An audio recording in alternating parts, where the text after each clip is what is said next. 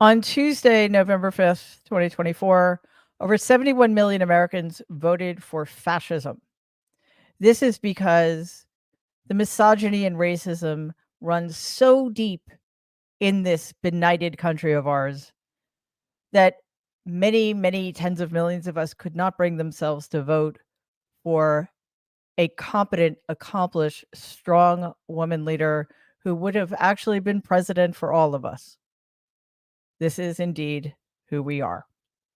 Let's dive in.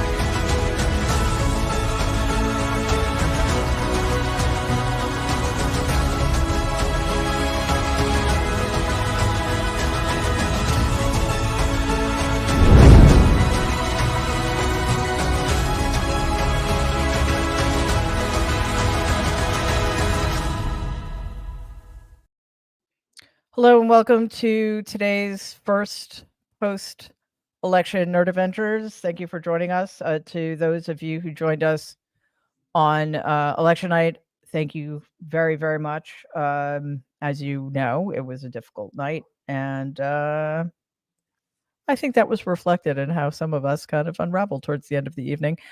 But the only reason I got through is because I was with all of you, including you, Brian. So I have some things to say, but I'm going to wait until I know more of us are going to be joining in a bit. So I'm going to hold off. But Brian, before we jump in, I want to play this part of Vice President Kamala Harris's concession because I think this needs to be part of how we set the tone. The outcome of this election is not what we wanted, not what we fought for, not what we voted for, but hear me when I say, the light of America's promise will always burn bright. As long as we never give up, and as long as we keep fighting.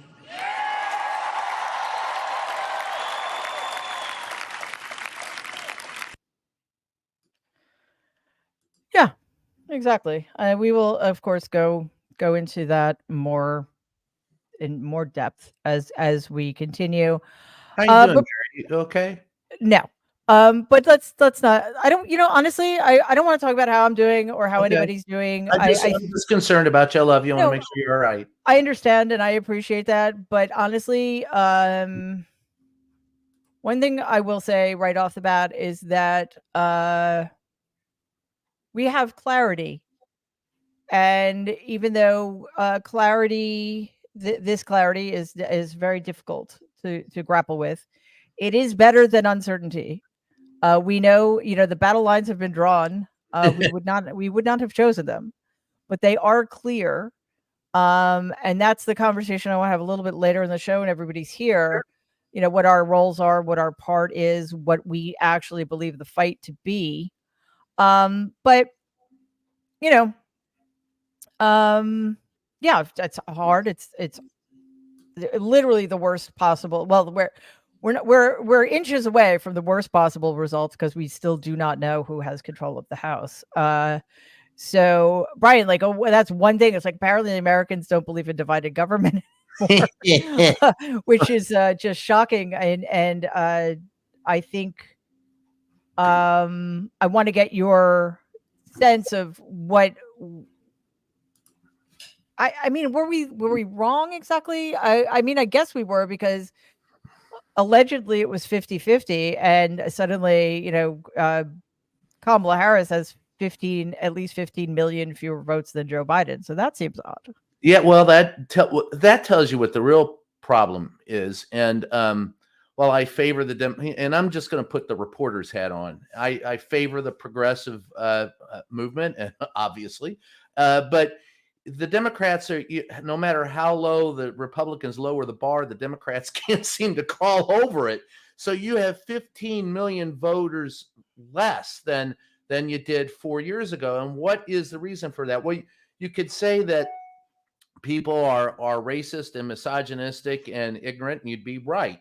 But we all knew that going into this election. So it was incumbent upon the Democrats to get their people out to vote. And they simply didn't. And that's where it failed. And the reason why we're having problems in the House, while the progressive movement and Democrats are having problems in the House, is because they have the same problem there in recognizing where America sits. And Joe Walsh, not the guitar player, is famous for saying that that what it is that Americans have, what the Democratic Party hasn't recognized, is there's a populist movement in the United States, and the Republicans, while have exploited it, while at the same time using those very same people who support that movement to destroy them.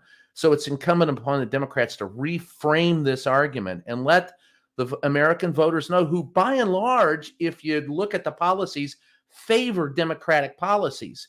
But they've got to make the connection and reframe the argument that they're the party they're the big tent party of the people. The Republicans are not. And come on, Trump, your uncle better than anybody, but I know him pretty damn well from 4 years in that. And I'm not looking forward to the sequel. The only sequel I've ever liked was Godfather 2. Even The Empire Strikes Back failed to me. There's my nerdism. But so, I'm not looking forward to this sequel. I know what it's going to be about, and it's going to be a nightmare for the very people who, voted him into office. And people are going, cry, let me see your tears. And I'm going, the tears are going to be yours, pal. I know what's coming. It's not good for this country. So you can just sit there and scream at us and say, hey, you're whiny liberals. But man, if you look at what Harris was trying to do, it was to help out those very people who voted against her. And the messaging on the ground, I was one of those people that came out. My big mistake was coming out of the Democratic National Convention, seeing how energized that crowd was. And as I've said before, when the Democrats come out united, they're hard to defeat. And I was impressed with that. And I was impressed with the groundwork. Everywhere I went, the groundwork was there for Harris and not there for Trump. But where I know that a lot of women, what was the line that someone used? I knew there were a lot of men who hated women. I didn't know that there were that many women who hated women. Mm-hmm. And they did not understand where this is going.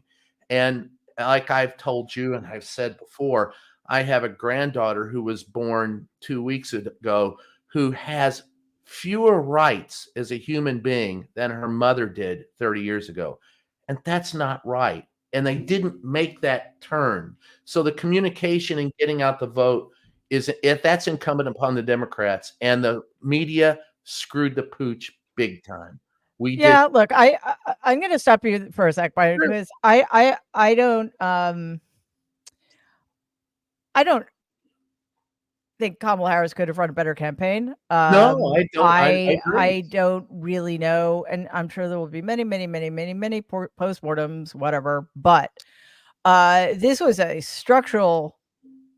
This election revealed the structural deficiencies in this country. Yes. It revealed, or you could say it revealed, that the structure is working exactly as it was designed to keep rich white men in power. So yes, we can lay this at the feet of Merrick Garland. Donald Trump should not even have been allowed to run. Agreed with that. Yeah. We can lay this at the feet of the Republican Party that had many off ramps away from him, and time again backed him, twisted themselves into knots, making excuses for him, and then finally embraced his darkest, most fascistic visions. We can blame it on clearly the corporate / traditional / legacy media that failed the American people at every turn. Yes, and yes. against all of that? Disagree, Is there right? anything the Democrats could have done? No, no. But what I'm saying is, this shouldn't have even been close. I agree. So there's literally, I mean, it's sort of like, when anybody, when the 2016 election is ever brought up, people, it's like they almost can't help themselves. Oh, Hillary Clinton was a terrible candidate. And I'm almost like, compared to whom? I mean, think about it, Brian. Kamala Harris is laying out policy vision after policy vision. She's reaching across the aisle. She's bringing on this, I mean, there's a massive coalition of people and the endorsements and the whatever. Donald Trump did what he did for, the last months of Haywash, of the campaign. And I'm sorry, I cannot accept this notion that there was anything that Kamala Harris could possibly have done. I don't think there's anything she could have done. I think she ran an excellent campaign. I don't disagree with you. I think that at the end, they didn't turn out. I mean, the numbers show they didn't turn out the votes. Okay, so Waj, what we've decided is not to talk about how we're doing. we are going to talk about, I mean, I think we need to understand some of what happened for sure. But mostly, and we don't want people to be like, it's totally cool to be upset and sad and depressed and devastated and all of those other things. But as I said at the beginning, we are, hey John, we are in a new fight. I think we had hoped that our mission here, both individually and collectively, was going to be to not fight, but hold the Democratic administration's feet to the fire to make sure that they did everything possible to make this country the multicultural democracy it needs to be to represent all people. Because we weren't going to be needing to fight, protect our rear flank against fascism anymore. Well, guess what? That's not the fight we got. The fight we now have is fascism is facing us right in the face, and we need to fight directly against it. So, like, that's kind of, how I want to be framing this conversation, because I don't want people giving up by any stretch of the imagination. I know that is happening. Like, I heard that like lots of people are unsubscribing and they're saying, I can't do it anymore. I'm tired. Yeah, we're all tired. But you want to talk about tired, talk to Black women in this country, right? So I sort of feel like we don't have the luxury of abdicating. But I do, partially want to get everybody's sense of what did happen and what things happened that we need to do better, and what can we do to make sure that certain antiquated notions like bipartisanship, for example, go by way of I don't know, things that don't exist anymore. Wash. Yeah, things that don't exist anymore, like the I Department couldn't think of anything. Department of Education, clean water. But they're all good. Polio's coming back, so vaccines. Yeah, vaccines. FDA is gone. So I think, based on what you said a lot there. Let me try to unpack it with my thoughts as quickly as possible. Hey, everyone. Thank you all for joining us as well. And this, if you look at the results that are coming out, as we're getting more data, just look at the swing states and the senators. Dems picked up, except Pennsylvania. They're really effed up in Pennsylvania, but everywhere else they picked up. Rosen's going to win. Gallego's going to win. If you look at 7 states, abortion rights, Montana, Arizona, abortion rights, Florida, it should have been, but Florida's going to Florida because it didn't meet the threshold of 60%, only 57%, but that would have been 8.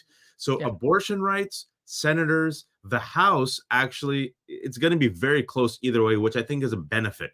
Republicans seem to have an edge, but with the House being this close, you saw the dysfunction in the past 2 years. Anything could happen. So what we're witnessing, especially at the top ticket, is something we've seen globally, is that globally there has been a rejection of the incumbent party. And I believe, Mary, I know there's autopsies and yes, things could have been better and this and that, and we could talk about it, and I hope we do. I'm going to say this. I say this very confidently. If President Biden would have run, he would have lost.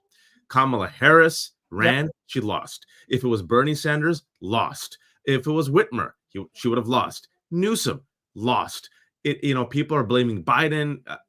It doesn't matter. It seems, based on what we know, that people voted on their feelings. And I say feelings in quotation marks because people always vote on their feelings. But in this particular election, and this is something that is not being discussed, yes, misogyny. People who say, oh, it was because of this and that, misogyny is there. Yes, racism. You cannot escape from it. Just lock it in there. Racism, misogyny. If racism and misogyny were not core factors of it, Donald Trump would not have spent the final, I don't know, month of his campaign just literally amplifying hate. It's both things can be true. He ran a terrible campaign and a winning campaign. I'm going to repeat that. He ran a terrible campaign and a winning campaign. He stepped on so many rakes that if you objectively watched his campaign, you're like, this mother effer should have lost. Like, he did everything wrong. And it still didn't matter because the incumbent party is what people were pissed off at. And based on what we know so far, Mary, if you talk to if you're listening to the polls, the numbers, the data, people felt they were better off 4 years ago than they were today, even though the metrics factually on crime, immigration, and economy are better. And this is the X factor, the two X factors. We have to discuss what we've always done on this show, and which is why I hope anyone who's listening, you're going to get more information in the next 2 weeks. Just this is my prediction. Subscribe to Mary's channel, support independent media. If you like me, Jen, Brian, Danielle, support to our media. The right-wing media ecosystem, the right-wing disinformation, the right-wing talking points, Russia. I know people don't like hearing Russia. We still haven't talked about Russia literally invading our election on election night with 40 to 50 bomb threats. The DOJ investigating Tenet Media for being a Russia talking point front. Tenet Media houses 3 MAGA bros, Benny Johnson, Tim Pool, and Dave Rubin, folks. Okay. And the brosphere on YouTube, which I've been talking about, that attracts young men, Mary, through sports, UFC, comedy, and gaming. And once it gets that audience, leans right wing. There is a reason why Dana White, we're living in mother effing idiocracy. Yep. Dana White was given the podium, Mary, on Donald's victory, rally. And Dana White thanked who? Dana White thanked Joe Rogan, Theo Vaughn, and a couple of other mediocre white men who run extremely influential right-wing, basically right-wing-ish YouTube channels. Mm-hmm. The left, as we've been saying for years, has to. And Kurt Bardella, who's not here with us, him and I have been talking about it, and we talked on the phone on election night. Kurt's been saying this for years. Yeah. Invest billions in left-wing oppositional media. The current corporate media is not oppositional. It is complacent and complicit. I'm taking up a collection. You all want to join me? I'm going to buy the LA Times. I'm finishing now, but until we do, we're going to have a problem. And Biden gave a really nice speech. I think Kamala Harris gave a beautiful speech with a little bit of that resistance in there. What I will say is, if I may, the way to win it back, and this is the hopeful part, America's a fickle country. We went from Obama to Donald barely winning by a whisker. 4 years later, people are like, F Donald, 81 million people are going to come out for Biden. And 4 years later, Donald actually gets less votes. And then people say, I want Donald, the guy we kicked out. There's a fickle, amnesic America, and there's a middle base there, Mary, that, when we talk for the rest of the hour, I believe if we still have a democracy left, Democrats, if they play their cards right, can win them over. Yeah, and you anticipated analysis has been on my mind. No, it's great, and you anticipated me a little bit. So that is sort of the broader conversation I want to have. But Jen, I want you to jump in. But first, I want to just share some data, as we nerds say. All right, this is the most important issue. Was the economy. Oh, wow, that's fascinating. Okay. 80% of people who believe that economy was the most important issue voted for the guy who plunged us into a recession and is going to tariff all of our goods to the point where we're not going to be able to afford to eat. Hooray! State of democracy, that makes sense. Immigration, that's it. Okay, immigration. I do not even understand why immigration is top 5 of the issues in this country. But again, that has to do with the Republicans, I think, playing the refs and Democrats conceding. Like, oh, okay, they think it's important, so we'll have to think it's important too. No. Have a conversation about how to do it in a different way and remind people that we are a country of immigrants and immigrants to help run this country. So yes, immigration is the most important issue, and 90% voted for the guy who's going. Literally, as now we already know this. On Wednesday, yesterday, we were told that he on day 1 is going to start rounding up the people who pick your food and mow your lawns and clean up after you and make this country run. So that'll be fun. Yep. Unless they're working at Mar-a-Lago, then he'll but he's not going to pay him either. Yeah, well, exactly. So abortion shouldn't surprise us, 74%, which is why, as Waj said, we saw so many states with abortion amendments, proposals rather, winning, although it had no impact on the top of the ticket, which is also fascinating. Foreign policy, 61%, 50% of Republicans voted for the guy who's going to destroy the Western alliance, the greatest alliance in modern history, forged in the wake of our defeating fascism. So that's fascinating. Age, Gen Z, you let us down, kiddos. That's a low number. That's a very low number. Yeah, every age group except for Gen Z.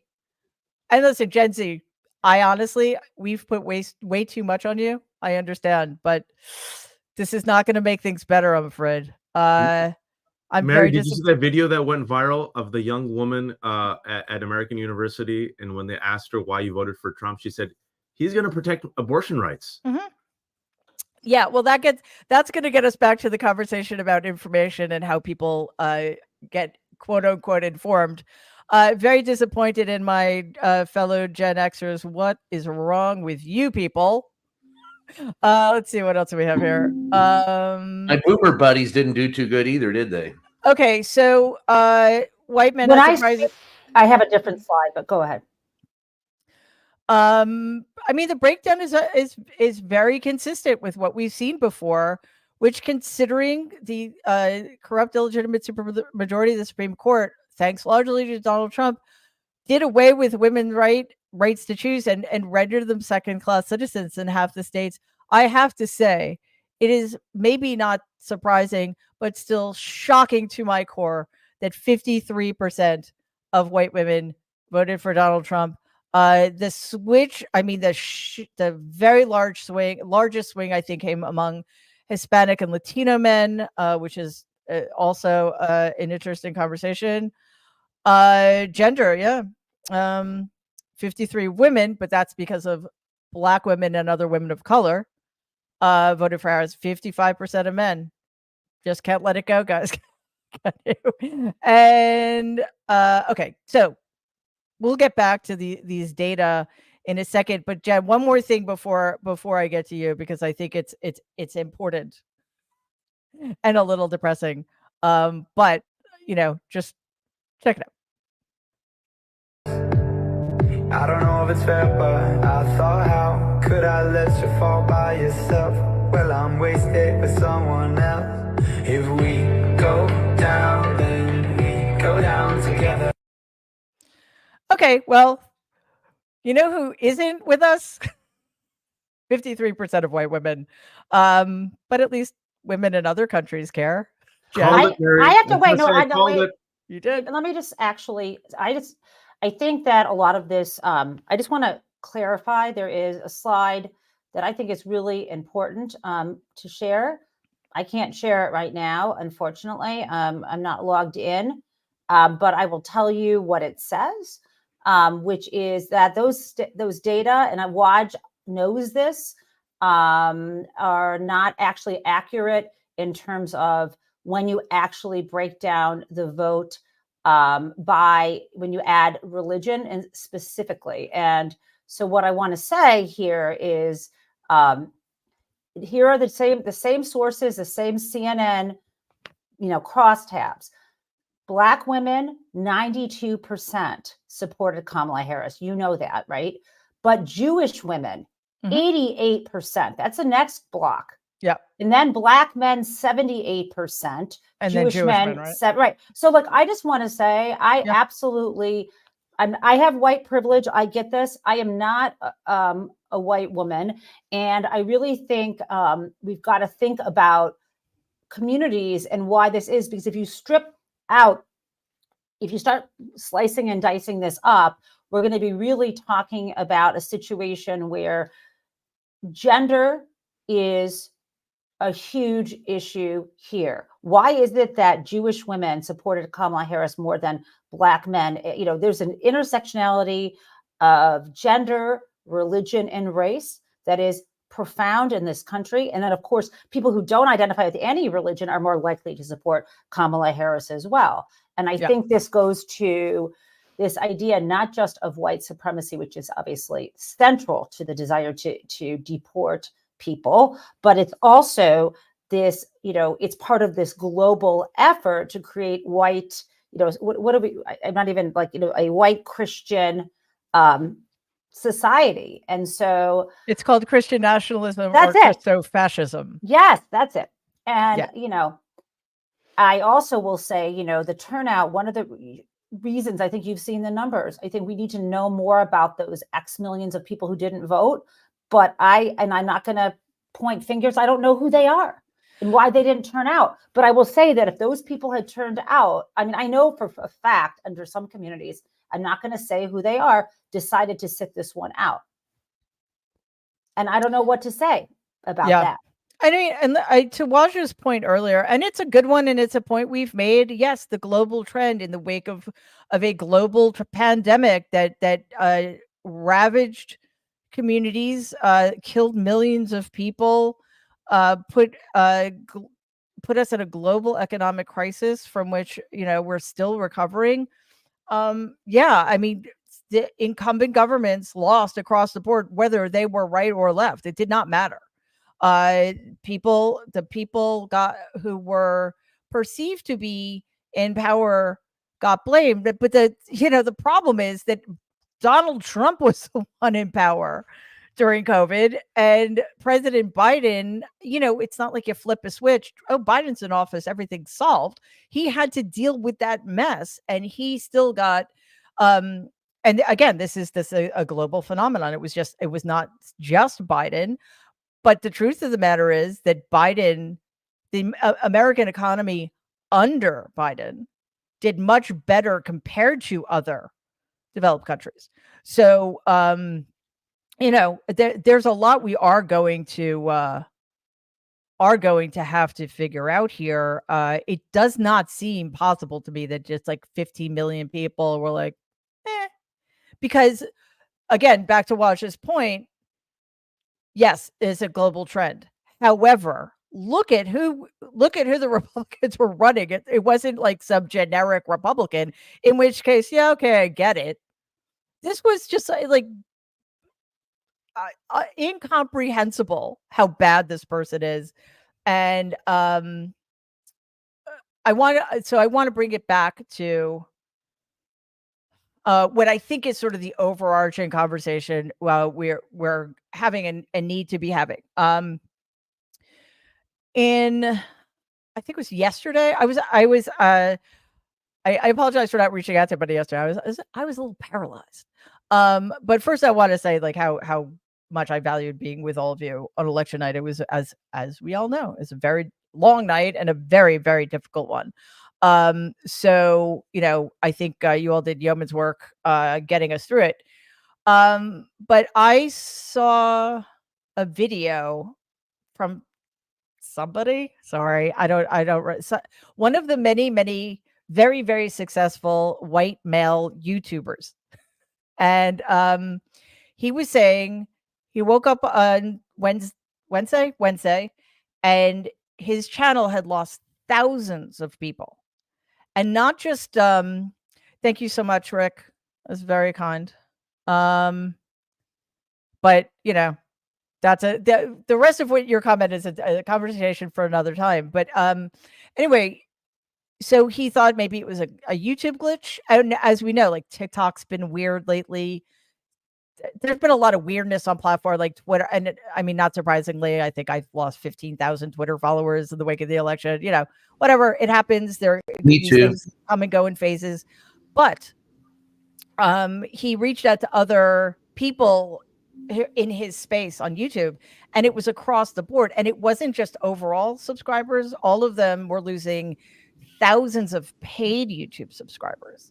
And because it was happening with a lot of other people, they started digging into the comments, and it was the anecdotal sense is that it's people like, I'm out, I'm tapped, I'm tired, I'm sick of this shit, I don't want to do this anymore. Which we have to say is exactly what they want. That's exactly how they want you to feel. And his point, and I think David Pakman is his name. I think his point was, look what the right does when they lose. They fight harder, they get meaner, they get more vicious, and look at that. They dominate the space. Joe Rogan and Tucker Carlson dominate Spotify. The top 10 of Apple Podcasts is dominated by fascists like Ben Shapiro and Charlie Kirk and Candace Owen. And birds of a feather. Yeah, but even Fox, Mary, Fox is corporate media that dominates cable news. Top down, talk radio, cable news, podcasts, YouTube's dominated by the people that use them. And just so hang on a second, Brian. I just want to play something really quickly because this is from Fox on election night. Brian, man, come on. My kids, I'm sorry. There's a thing called I muted it.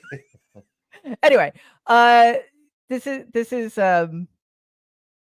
is also what we remember, the National Enquirer thing, the hush money thing. They covered it up. You can argue that by doing so, they gave Donald an advantage. And as soon as they heard that it was called for Donald, they're like, what have we done? This is Fox. The question is what the Republican Party looks like now. And Kaylee, it's a multiracial party, to your point. It's working class, and maybe it's the future. I mean, it's Elon Musk. It is Joe Rogan and podcast. Did you hear that? Somebody in the background, when what's his name is saying, what is his name? Brett Baer. This is the Republican Party now. It's people like Elon Musk, a producer or somebody not realizing he's on a hot mic says, oh Lord. They know how bad this is, but they're going to get really, really, really rich. Right. So Brian, here we are. And as Wash said earlier, turn it off and my kids are going to be. He's spoken to Kurt Bidella. Kurt and I used to talk about this all the time. Where is our money? Like, where is support for the endeavors that are actually going to protect us against what we now have? We have a much harder fight ahead of us now. That's for sure. Look, I'll go back to what I said earlier about communication, and you've communicated far more effectively than most of the Democratic Party has in the last few weeks. So I want to get hats off to you for that. But you're right. And I'll also make my plea to subscribe to the Mary Trump Network and remind people, I'm not kidding. I'd like to buy a large newspaper because it needs the voice of reason. And we don't have that. We have extremism in the media, and mostly Mark Cuban, are you listening? I'm right here, Brian J. Karam. You can find me on all social media platforms. Vote early, vote often. DM's open. Yeah, and by God, I've run newspapers, and I know how they need to be run. So here's the thing.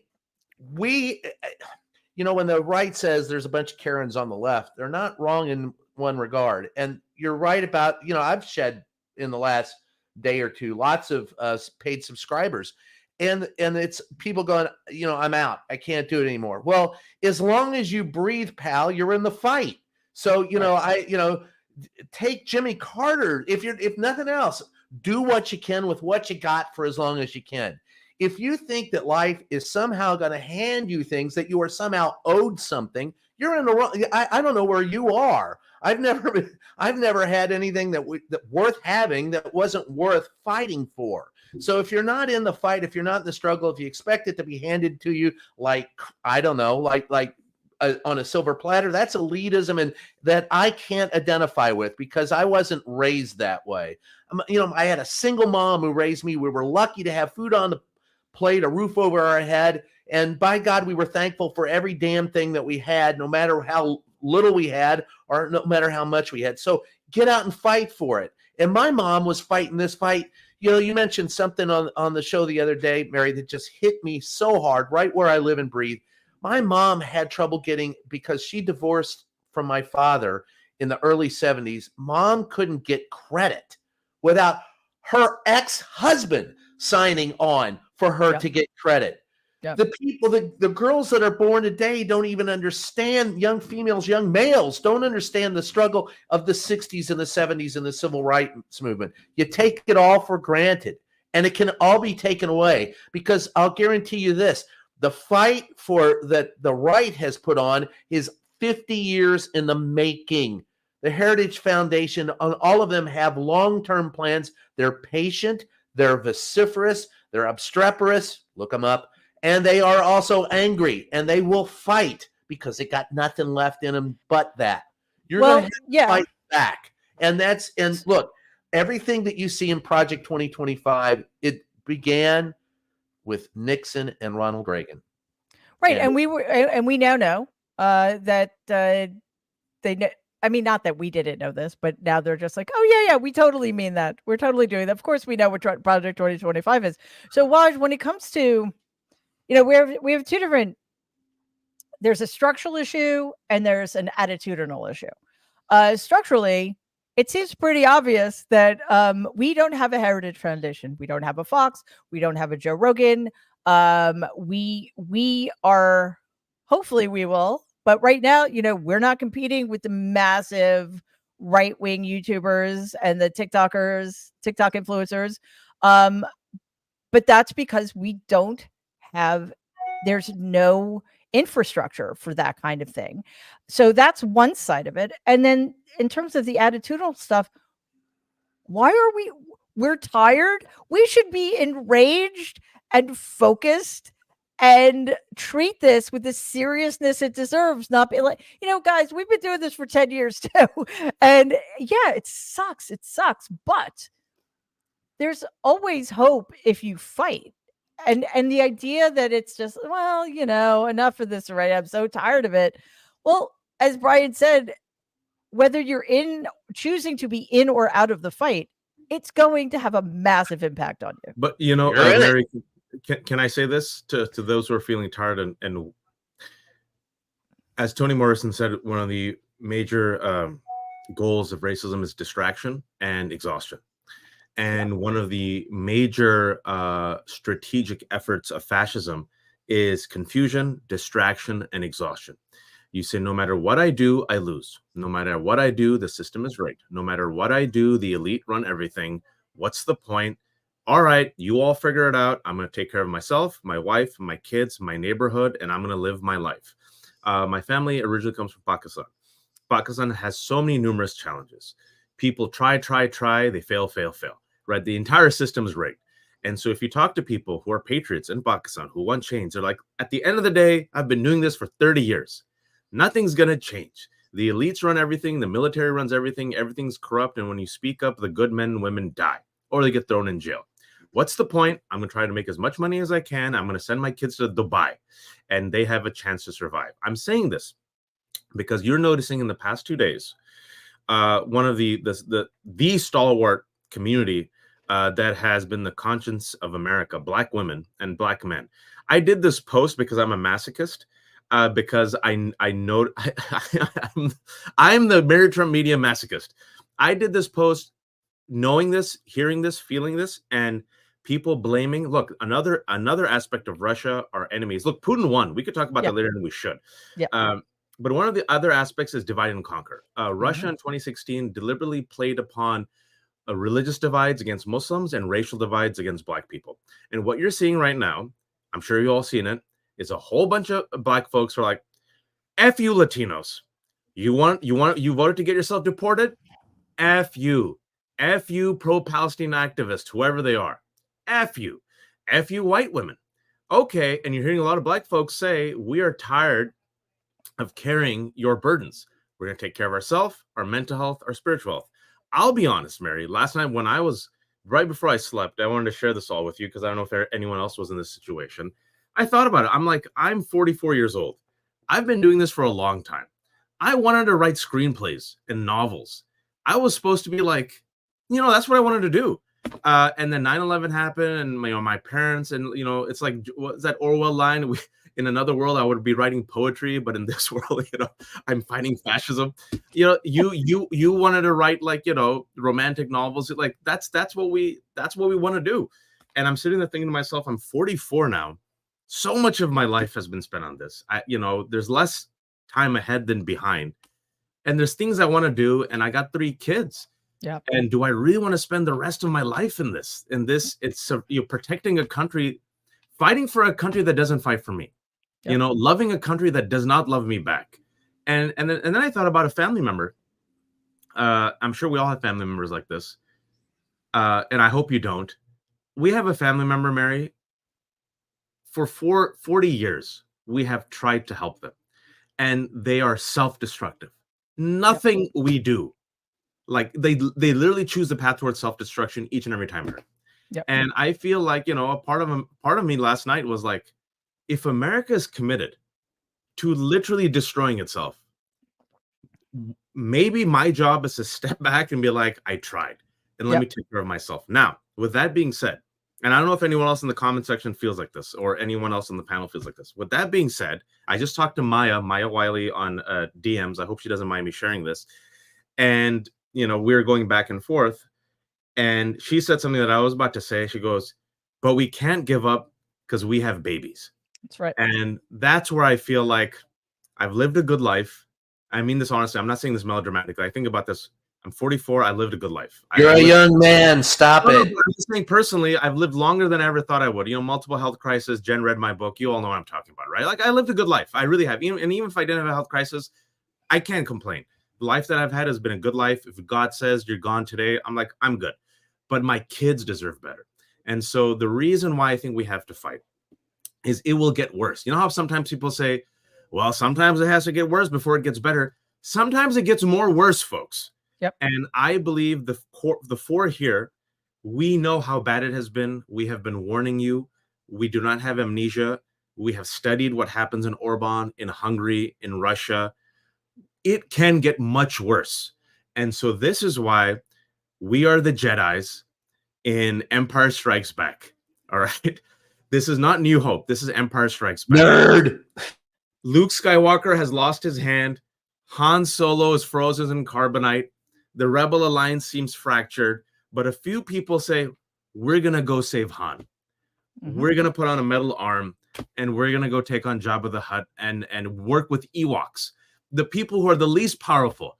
But maybe the Ewoks can help us take down the Empire. And so this is why I want people to think. It's Empire Strikes Back, but it is in the end. It's Empire Strikes Back. And we have to get to Return of the Jedi. And you think I'm joking with pop culture. A great thread that I just retweeted talks about how politics is always downstream of pop culture. And one really brilliant guy who I want to interview because he did a great thread just now. He talked about the last 4 years. If you look at pop culture predicted the rise of Trump. And this is what we've been talking about with the right-wing bros. So you reuse culture. And I think if you reuse culture, Mary, and you tell people it's Empire Strikes Back, it's not the end. Sorry for that. No, it's great. And honestly, I think, we all have had and will continue to have dark nights of the soul in which we question our role, our effectiveness, our willingness to continue. I think about and have written about opportunity costs over the last 10 years. I actually wanted to write, I wanted to be like a cross between William Faulkner and Toni Morrison, actually. But, I think part of it is, A hell of a cross. yeah, well, one can dream. It is the American cross, if you think about it. Faulkner and Yes, Morrison. it Yes. is indeed. So basically, what I've been giving up is not, it just is not an option. And, I guess I could, like Waj, I have also been like, well, maybe I'll just try to like figure things out so that I can just like make sure that she's safe and we, I don't know, just like live on an island or something. But she's got many decades left. She's Gen Z. She's a kid, and I will never be able to live with myself or forgive myself if I abdicate at this most crucial time. Like, honestly, like if we were going to keep fighting if Harris won, like, well, it's even more crucially important that we keep fighting now. And Jen, I want to get to you in once. I want to kind of reset the frame. For a very long time now, we have been trying to warn people about Donald Trump. And when I came out with my book in 2020, it's because I wanted people to know everything I could tell them about him from my perspective as his niece and as a clinical psychologist who knows my family very well, so that they had all that information heading into the 2020 election. In the last few months, we have been highlighting just how not just the increasingly violent rhetoric, but his clear cognitive and psychological decline, et cetera, et cetera, et cetera. Guess what? We're not doing that anymore. We all know exactly who he is. Everybody who voted for him knows exactly who he is. We are going to talk about, and I'm very sorry to say this, but he won the popular vote and the electoral college vote. This is not a fluke. We cannot blame this on some antiquated racist system anymore. This is what the majority of Americans have chosen. We do not need to talk about who he is or how he's losing his mind. Nobody cares. Clearly nobody cares. So we're going to cover what that administration does, what it means for Americans. We're going to keep you informed as up to date way as we can, and make sure you have the facts, and we will give you objective, informed analysis. But we know what we're dealing with, and eyes open, moving forward. Jen. I'm glad you said that, because you have assembled among all of us nerds people with a variety of backgrounds for analyzing what is actually happening. We've got our cub, or our senior cub reporter, Brian Karam, who knows how politics operates in the media. Waj and I both happen to be lawyers, but I'm going to speak about myself for a moment. He's got other particular skills for analysis, but having a legal background and being able to look at what's going on here is really going to matter, as well as following the big dirty money here. I mean, if you want to know what's happening in terms of, well, are they really going to round people up and deport them? Take a look at the stock price of Geosystems and how it spiked as soon as. Can you explain what that is, Jen? Because some people may not know.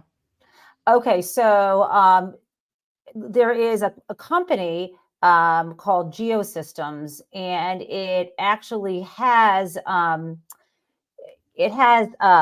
do I put it? It has lots of contracts. It's a private prison contractor. And what we know is that it's called Geo Group, and its stock is traded on the public exchanges, on the markets. So you can actually see, how it's transparent in terms of what its stock is trading at. And it was trading, on November 4th, it was down to under $14 a share. November 5th, election day, it creeped up around 10:30 in the morning to 15. Come the morning of, what day are we on, the 7th? Yeah, yesterday, November 6th, it's still, it's around 16. It spiked up to over $20 a share. And this is because it has $1 billion already in ICE contracts to manage immigration detention facilities.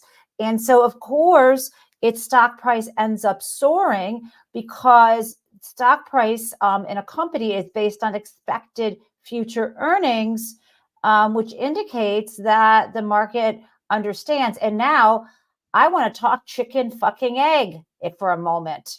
And I'm not talking chickenry either. This is chickenry. So, Waj, you're not laughing about the chickenry, but bottom line is you may say, oh, look. Chicanery. There you go. You may look at this and say, oh, I see the stock price is going up because they won. That's just okay. But you know what? I just want to also say that there is a possibility and a strong probability that there are behind the scenes kickbacks and favors going on because, the immigration policy that Donald Trump and Project 2025 has in mind will make people very, very rich. So this is a bit of a chicken egg question. I don't know where it all starts, but we know there's money in locking people up. Yeah, and we also see what happened with Trump Media stock, not this Trump Media, but the other one that actually has no value, but now does because I mean it's like whatever. This is kleptocracy, this is kakistocracy, and this is fascism, which thrives. Oligarchy. Yeah, it's oligarchy. I mean, I hope that broligarchy. Oh, yes, sorry, broligarchy. Yes, that was a great tweet. Broligarchy, and that's exactly right. So we need an alternative to that across the board, and I sincerely hope that we get Democrats in charge who understand what we're dealing with. If Chuck Schumer needs to step down, President Biden needs to take the next couple of months and actually alert people to what's going to be happening. I wish to God they would stop pretending that this is business as usual. Extending an invitation to Donald. Why? Why are you doing that? You're going to go to his inauguration. Why? I'm sorry. These rules do not apply anymore. You are going to make common cause with fascists. Cool. That sends a message. Why? Just it empowers him. It normalizes him.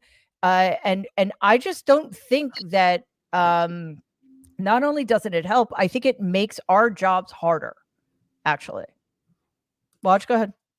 Okay, this is just some news that came out, and the way people are going to learn the hard way as of today. This is a tweet that came out, Joshua Reed Eagle. MAGA's about to find how tariffs actually work, and he shared a post. Results have already started. This is from an American woman today. My husband works for a small manufacturing company, and here in southwestern Pennsylvania, that means most employees are Trump voters. When the president of the company sat them down today to tell them their annual Christmas bonus would not come this year because they now need to purchase at least a year's worth of products prior to January 21st due to the proposed tariffs, they did not understand. My husband said that their president had to explain what a tariff is and how it will directly hurt their company. They all thought the foreign company paid the tariff. This is the level of ignorance voting against their own interests here in Pennsylvania, where we failed American women and children last night. And for those who don't know what I'm talking about, Donald Trump's economic plan is to propose tariffs. He said tariff is the most beautiful word in the English language in his 3-hour podcast with Joe Rogan, where he also talked about whale psychologists. And the data has already come out where Donald Trump's tariffs will at the very least increase taxes, increase costs for every American at the bare minimum by more than $2,400. I mean, you laugh, but it's like a sad laugh. I'm not laughing. It's like I'm laughing. That's because people are idiots. no, I mean, but you get what you wanted, folks. a lot of us don't want that. Wait, but Roosevelt. Wait, if you want to be a badass, remember what Roosevelt did. He had cojones of steel. Because when everything was going down the tubes, and back then the interregnum lasted through March, Hoover gets him on the equivalent of the telephone. God, I don't even know. I guess there were phones. There were telephones. And said, hey, should we make like a joint? Hoover's like, should we make like a joint speech where you assure the world that you're going to come in or should we start fixing the banks or whatever? And he's like, I don't think he took his fucking call. Right. He waited and waited because it had to be that fucking bad. Yep. And I'm sorry that may be the lesson we are learning now.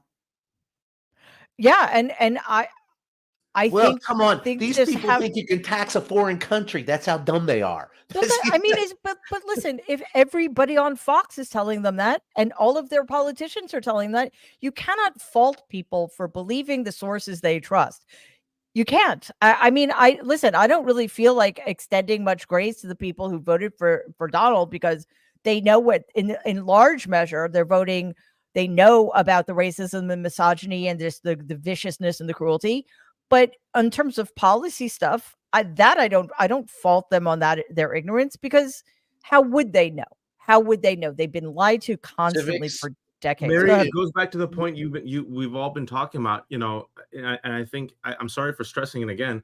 The economy, inflation, immigration, and crime are doing so much better under the Biden administration than Trump. And it didn't matter because people are misinformed. And even though inflation is lower, when you poll people, they say inflation is so bad. It's worse than it's ever been. And this is really important. There's a This to me was the most terrifying poll result I saw in the last few months. A large majority of Americans saying we were better off 4 years ago. That's, I mean, it's kind of impressive, actually, that, all it takes is lying to them enough for them to forget completely what 4 years ago was actually like. But here we are. And again, as I said at the top of the show, clarity is better than uncertainty. We know what we need to do. And I guess what I would counsel everybody, including us. Well, actually, you know what? Let me play this from Biden's address before we end.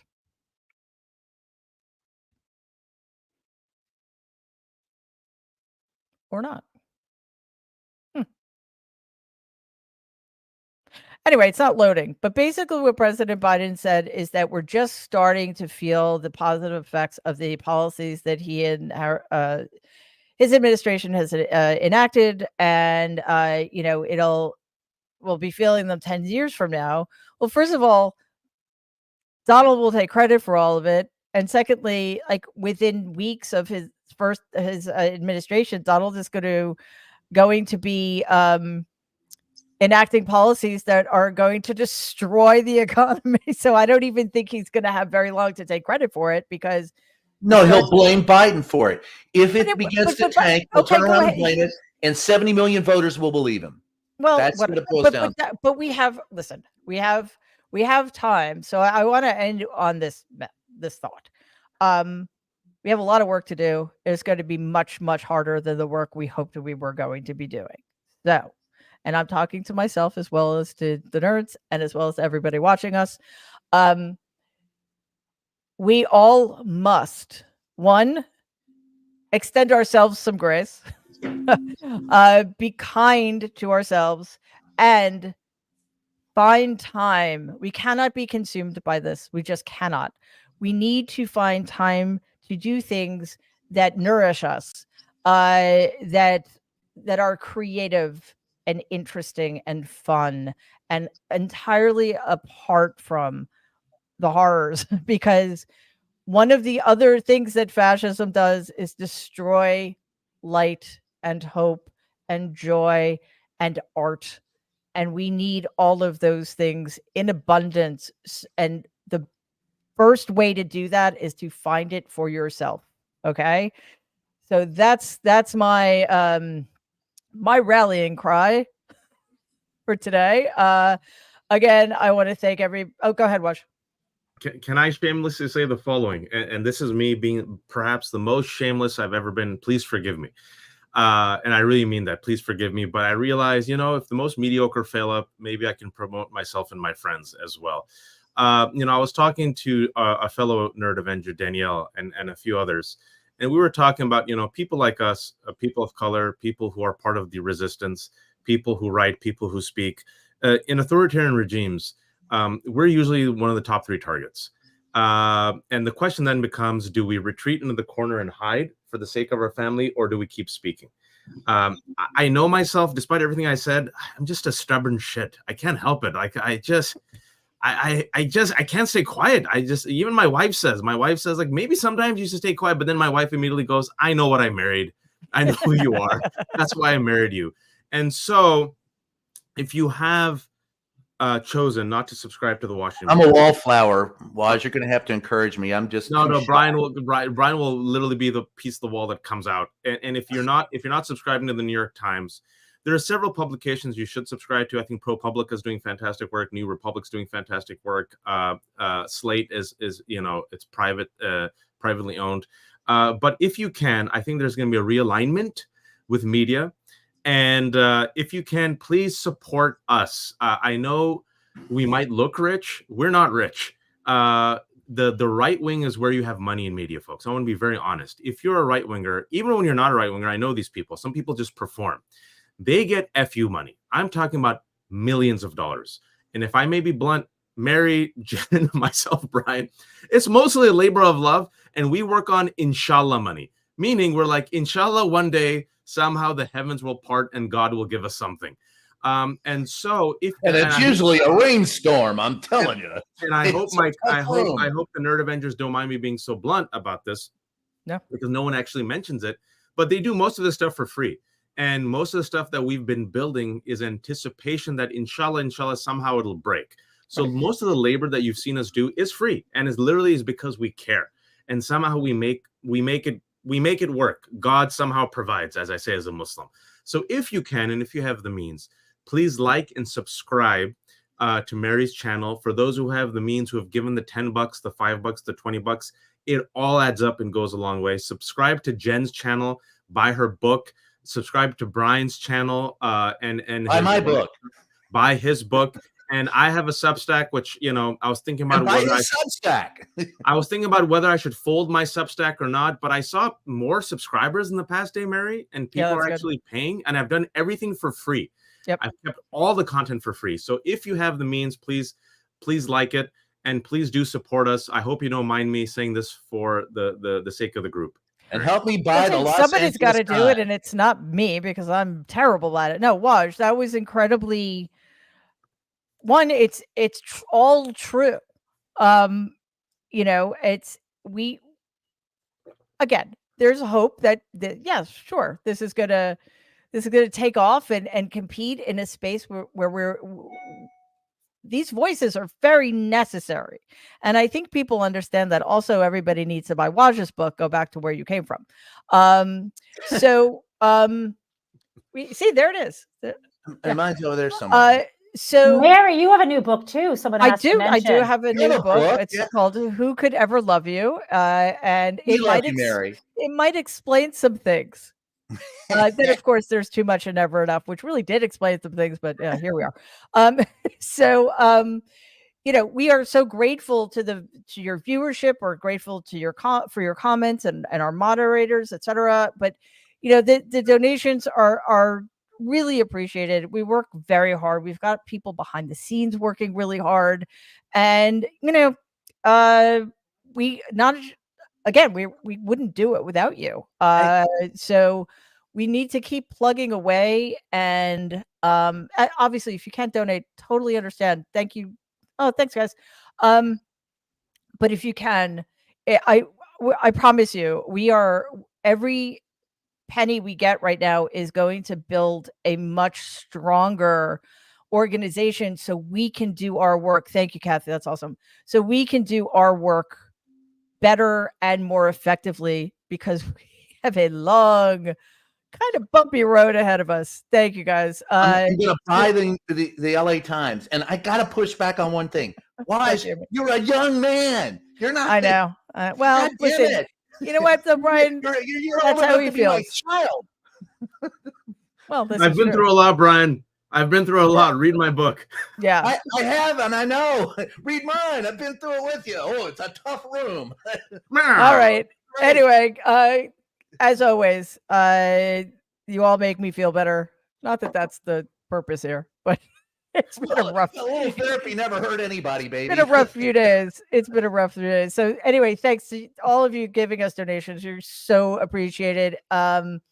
All right. So I don't know what day it is. It's Thursday. So the weekend's coming. Excellent. I'm taking a couple of days off, which has not happened in years. Good. So I think I recommend everybody do the same. And as Waj said, check out everybody's shows, everybody's channels, everybody's Substacks, everybody's books. We've got to run, but we will see you Tuesday at 12 noon Eastern for the regular nerds.